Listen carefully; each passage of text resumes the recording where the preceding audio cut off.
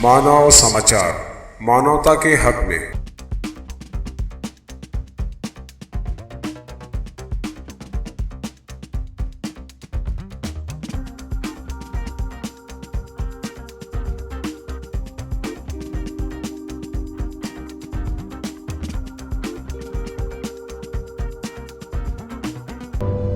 चार तारीख को जो महाराष्ट्र शासन की तरफ से लॉकडाउन के लिए जो गाइडलाइन डिक्लेयर की गई है, उस गाइडलाइन के हिसाब से मालेगांव पूरे महाराष्ट्र में और मालेगांव शहर में जो दुकानें हैं, एसेंशियल सर्विस जो अशियाए ज़रूरिया है उनको छोड़कर, मूलभूत सुविधा की चीज़ों को छोड़कर दूसरी दुकानों को बंद करने का जो लॉकडाउन की नई गाइडलाइन में है, उस गाइडलाइन के ख़िलाफ़ कल भी हम यहाँ पर पुलिस प्रशासन के वरिष्ठ अधिकारियों से मिले थे और इस लॉकडाउन के ख़िलाफ़ हमने हमारी जो है राय रखी थी कि ये लॉकडाउन जो है ये हमें मंजूर नहीं है।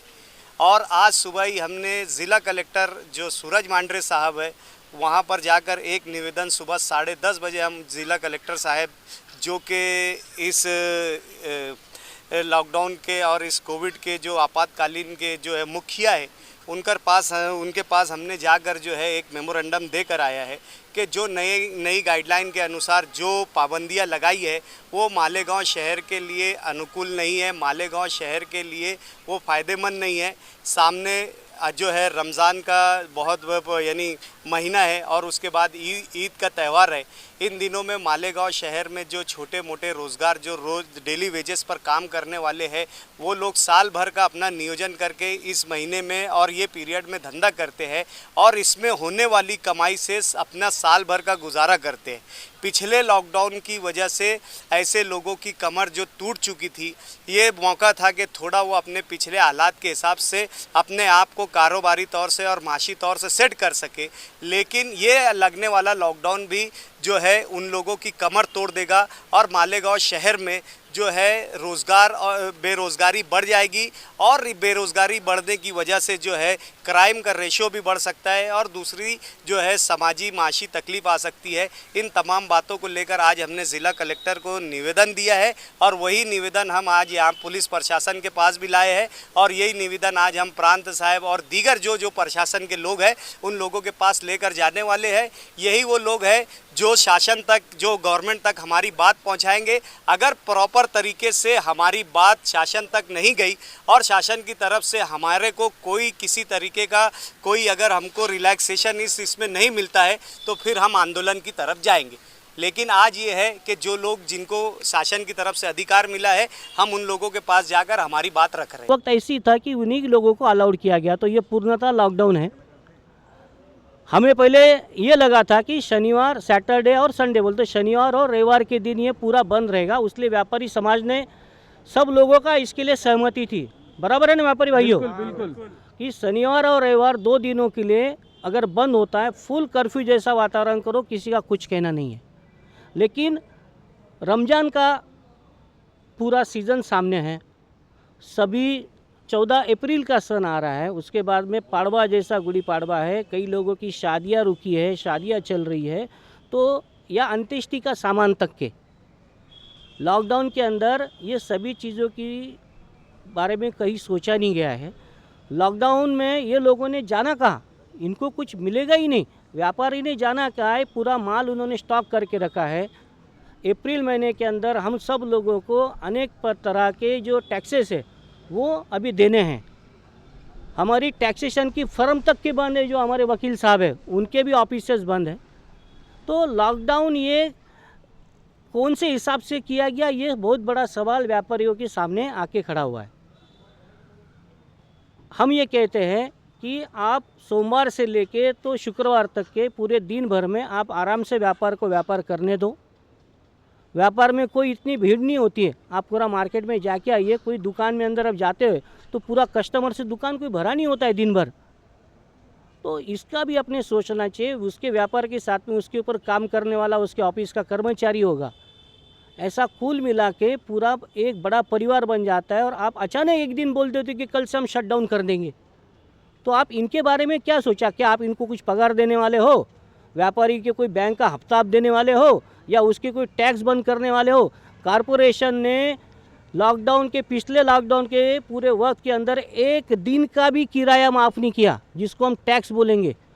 बराबर है कि नहीं? घर पट्टी माफ़ की थी क्या? घर पट्टी एक दिन की भी माफ़ नहीं की। उसके बाद में एमएससीबी का एक दिन का लाइट बिल भी माफ़ नहीं किया और अचानक शटडाउन कर दे रहे। भाई ये व्यापारी समाज के ऊपर की गई बहुत बड़ी जाति है। हम ये सरकार को फिर से विनती करेंगे। व्यापारी तो भाई विनती करता है, पहले विनती करेगा, उसके बाद में बंद कर देगा, रास्ते पे आ जाएगा। व्यापारी समाज की ये पहली विनती है। वो ये रिक्वेस्ट करना चाहता है कि भाई आप सरकार को सुन ले, हम लोगों को रियायतें दें। आपकी जो कंडीशन है वो भी हमें मंजूर है। लॉकडाउन करना चाहिए, कोरोना के खिलाफ लड़ाई में हम आपके साथीदार हैं, लेकिन अगर आप हमको मारेंगे, हमको बंद कर देंगे तो ये कामकाज नहीं चलने वाला। ये ताना बाना है, ये सरकार भूल गई है। ये ताना बाना ये सरकार भूल गई है। दोनों चीज़ें अगर चलेंगी तो बराबर काम होने वाला है। हम इनको विनती करेंगे कि आप सरकार अपनी आंखें खुली रखे, जन भावना का पूरा आप विश्वास कीजिए, उसके ऊपर आप क्या भरोसा कीजिए और काम कीजिए। और सबसे अहम बात, स्थानिक प्रशासन को महाराष्ट्र सरकार की आपातकाल व्यवस्थापन के बारे में जो गाइडलाइन दी गई है उसके अंदर सुस्पष्ट कर दिया है कि अगर आप स्थानिक प्रशासन को लगता है कि वो अपने यहाँ पर स्थानिकी रीत्या कुछ ना कुछ डिसीजन ले सकते हैं, उनको रियायत देने का पूरा अधिकार है। तो मालेगांव की स्थिति को मद्देनज़र रखते हुए उन्होंने सोमवार से लेके तो शुक्रवार तक के पूरी दुकानदारों को रियायती दें और मार्केट में फैला हुआ व्यापारियों का जो दहशत है वो बंद कीजिए। इतना हम कहते हैं पूरे व्यापारी तरफ से। शुक्रवार तक व्यापार चालू रहना चाहिए पूरे मालेगांव का, उसमें कोई भी किंतु परंतु नहीं होना चाहिए। मालेगांव का बहुत बड़ा त्यौहार है, इसका सभी ने ध्यान रखना है, नहीं तो हमारे यहाँ काम करने वाले कर्मचारी अभी परेशान हो गए, वो रास्ते पे उतरने के लिए तैयार है और उस पर हमारा जोर चलेगा नहीं और गांव में कानून व्यवस्था की स्थिति खराब होने की बड़ी संभावना है। कृपया आप सभी लोग हमको सहयोग करें, ये हमारा अधिकारी गणों से बहुत बहुत नम्र विनंती है कि कृपया आप भी सहयोग करें, हम भी आपको सहयोग करें। अपने को मिल के कोरोना से लड़ना है, अपने आर्थिक परिस्थिति से लड़ना है, कोरोना से लड़ना है। ये कृपया अधिकारी वर्ग ध्यान रखे। और एक ज़रूर विनंती है कि व्यापारी है, वो गुनहगार नहीं है। व्यापारी के साथ अच्छी सम्मानजनक वागणूक करे, कृपया कार्रवाई करने का टाले। बहुत बड़ी विनंती है हमारी। अभी हम भी सस्टेन नहीं कर पा रहे, छोटे मोटे सब व्यापारी परेशान हैं और उनके साथ काम करने वाले भी परेशान हैं। पूरी दुनिया दहशत में थी कोरोना के, और इसलिए व्यापारी भी कोरोना के दहशत में था। व्यापारियों ने उस समय सरकार को साथ दिया। उस समय व्यापारियों के पास थोड़ी बहुत जमा पूंजी थी और व्यापारियों को ऐसा लगा कि सरकार लॉकडाउन खुलने के बाद कुछ तो भी व्यापारियों के हक में, व्यापारियों के फ़ायदे में कुछ तो भी टैक्सेस का माफ़ करेंगी या कुछ तो भी ऐसा कुछ करेंगा जिससे व्यापार में बहुत बड़ी एक प्रकार से कुछ उसको सांत्वना मिलेंगी। पर देखा कि लॉकडाउन उठने के बाद व्यापारियों को शासन के तरफ से, सरकार की तरफ से किसी प्रकार की कोई मदद नहीं की गई।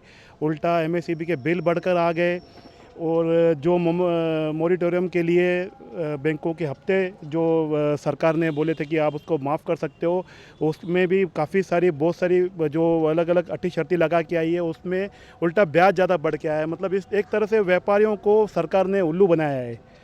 और आज का जो माहौल है, आज देखो, आज मालेगांव शहर की जो स्थिति है पूरे देश में, पूरे महाराष्ट्र से अलग है। यहाँ का व्यापार पूरी तरह से रमज़ान पर निर्भर करता है। 10 महीने एक अलग होते हैं और रमज़ान का महीना एक अलग होता है। इस बार व्यापारियों को थोड़ा बहुत भी उधार मिलने की ये नहीं थी, गुंजाइश नहीं थी। इसलिए व्यापारियों ने कर्जा लेके, बड़े पैमाने पे कर्जे लेके माल भरे हुए हैं। और आज 2 महीने पहले हम लोगों को ऑर्डर देना पड़ता है, तब जाके हमारे को रमज़ान के महीने में माल मिलता है। आज हमने रमज़ान के भरोसे पे जितना भी हमने नुकसान सहन किया है, पूरी उम्मीदें हमारे रमज़ान पे दारोमदार थी, टिकी हुई थी कि रमज़ान अच्छा चलेगा तो हमारे पिछले कर्जे और जो अभी हमने कर्जे लिए वो थोड़ा बहुत हम कम कर पाएंगे, हमारे कामगारों को हम लोग पगार दे पाएंगे। पर आज ऐसा माहौल बन के आया है कि पूरा रमज़ान अगर इस बार भी गया तो कोरोना से कम लोग मरेंगे, आत्महत्या से ज़्यादा लोग मरने वाले। मालेगांव शहर की हालत सही में से हो रही है, आप मजाक मत समझो। आप जितने भी शासन अधिकारी बसे बैठे हो, हम लोग तो आत्महत्या करने की हमारे नौबत आएंगी, हमारे कामगारों की भी नौबत आएंगी। कामगारों को पैसा नहीं रहेगा, मेडिसिन खरीदने के लिए पैसा नहीं रहेगा तो क्या करेंगे वो?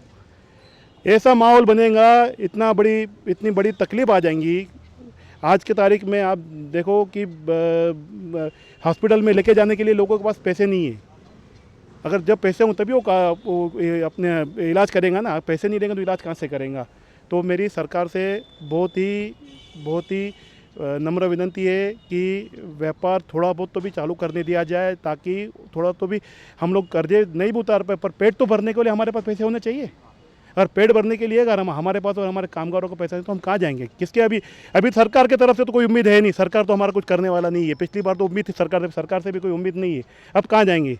इसलिए और शासन से तो हमारी निवेदन है ही, आप मीडिया से भी हमारा निवेदन है कि ये भी व्यापारों का जो दर्द है, हमारा दुख है, हमारी जो भी भावना है, आप भी हमारी बात समझो और हमारी बातें सरकार तक पहुंचाओ। आप सबसे हमारी निवेदन है कि आप भी हमारे भाई हो, हम जिंदा रहेंगे तो आप जिंदा रहोगे।